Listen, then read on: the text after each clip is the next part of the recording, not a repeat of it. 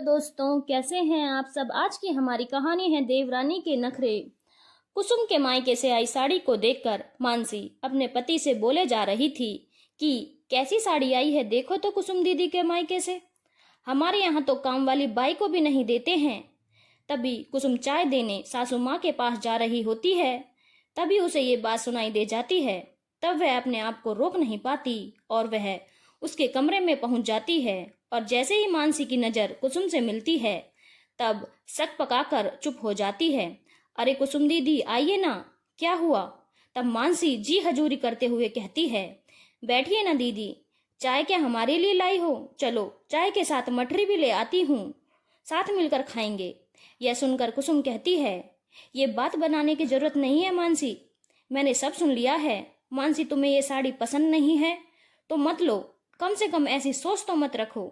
शगुन में देने के लिए ये मेरी माँ की भावना थी कि उन्होंने सोचा कि तुम पर यह कलर अच्छा दिखेगा, पर उन्हें नहीं पता था कि तुम कीमत देखकर पसंद करोगी। सिर्फ नजरिए का फर्क है। माना कि तुम्हें साड़ी पसंद नहीं है तो तुम मुझे वापस दे दो। मुझे और मेरी माँ को मालूम नहीं था कि तुम कीमत देखोगी। खैर कोई बात नहीं, माँ को कुछ नहीं कहूंगी, पर मैं आगे इस बात का ध्यान रखूंगी। वह साड़ी उठाकर ले जाती है। तभी मानसी अपने पति से कहती है, अरे सुनिए जी, दीदी ने सब सुन लिया। मुझे क्या पता था कि दीवारों के भी कान होते हैं। तभी मानसी का पति दिनेश कहता है, अरे कोई भी बात सोच समझ कर बोला करो, ऐसी बात करनी ही क्यों है कि किसी को बुरी लगे। सुनो ना, माँ जी को पता चलेगा तो क्या होगा, पता नहीं दीदी क्या कहें और घर में बखेड़ा खड़ा हो जाए। फिर वह माँ जी के पास जाती है और कहती है, मम्मी जी, मुझे दीदी के मायके की जो साड़ी बैटू के चौक पर आई तो मैंने वो दीदी को वापस कर दी है, क्योंकि मुझे पसंद नहीं थी। तभी कुसुम आती है, मानसी तुम कितनी बातें बनाती हो, मैंने ही वापस ले ली है। तब मानसी की सास कहती है, मुझे पता है तुम्हें कुसुम के मायके की साड़ी पसंद नहीं आई, उसकी बुराई करोगी तो उसे बुरा नहीं लगेगा।